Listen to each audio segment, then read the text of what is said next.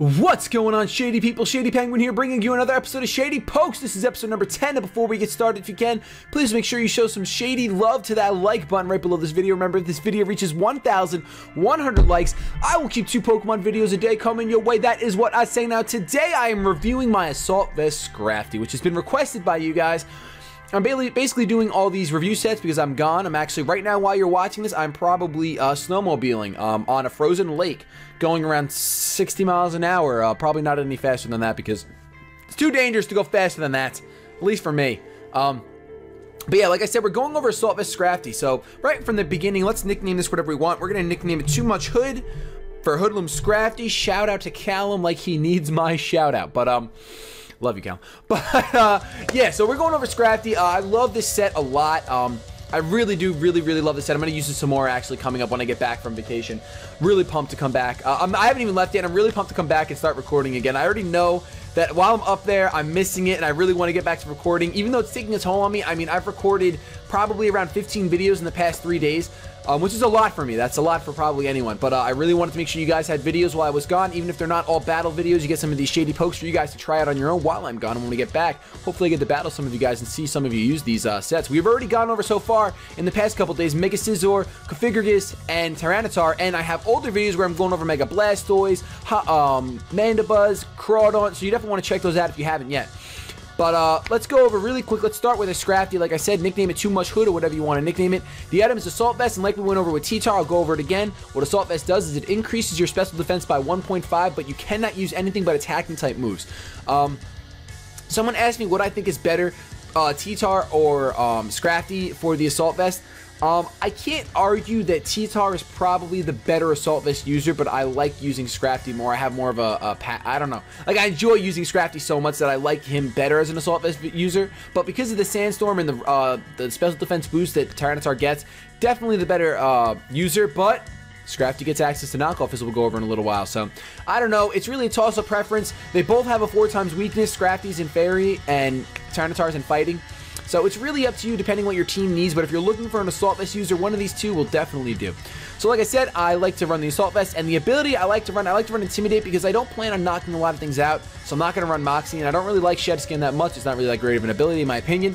And Intimidate allows me to come in on physical attackers and special attackers, and that's why we'll go over my EV spread a little while. This is actually not, much like my much like my Mega Scizor, this guy is more of just a sponge, and you can tailor it to however you want when it comes to the EVs. If you're not looking for a sponge, you're looking for just someone that can deal with one type of attack, then go for it, either physical or special. We'll go over that when we get to the EVs. For now, I like Intimidate on the switch, and you lower your opponent's attack by 1. Beautiful ability. I love it on Scrafty. I mean, how is that Mohawk not intimidating, really? So, let's go over the moves really quick. First move slot goes to Knockoff. I think that if you're running Assault Vest Scrafty, you better be running running Knockoff. Even if you're not running Assault Vest Scrafty, and you're running Scrafty in general, you should be running a Knockoff over Crunch because the benefits just outweigh the extra 15 base power, of course, because when you're knocking off an item, you're going to get 1.5 times the damage. So it's really just a win-win. You knock off an item, you get more damage, then sure, you're down by 15 power after that, but it doesn't matter, man. This is utility. This is defensive. You want to get rid of those items. So knockoff definitely. In move slot number 2, I suggest Drain Punch. I really don't think there's any other option.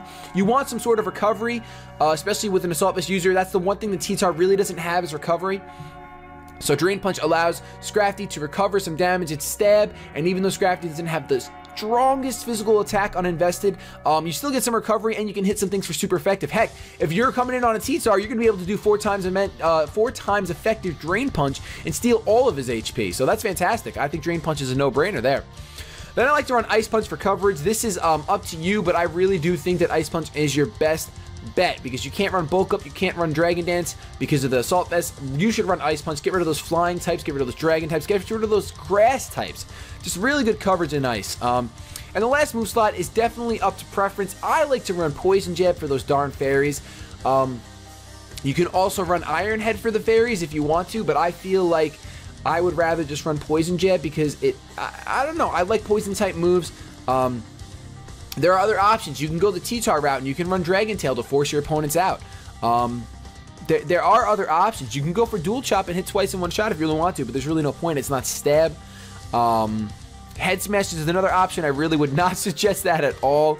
You could run Foul Play if you really want to, because you know what? It's stab and you're uninvested in attack, so if you want to run the Foul Play in that last slot, you can. But I like coverage on defensive walls. I like to either annoy them with like Will-O-Wisp when you're a wall like Configure-Gis, or I like to have a lot of coverage. So that's why I prefer not to double up on knockoff and a stab Foul Play. Those are pretty much your options. So you can run Rock Slide if you want. You can run Stone Edge. Stone Edge is not a bad option right there, but you got to remember, you already have something for your flying types with the Ice Punch. So to run Stone Edge just for fire types, doesn't seem worth it to me. I like the Poison Jab. It's not resisted by many things. It's super effective against fairies and grass types, even though you got the Ice Punch for the grass types.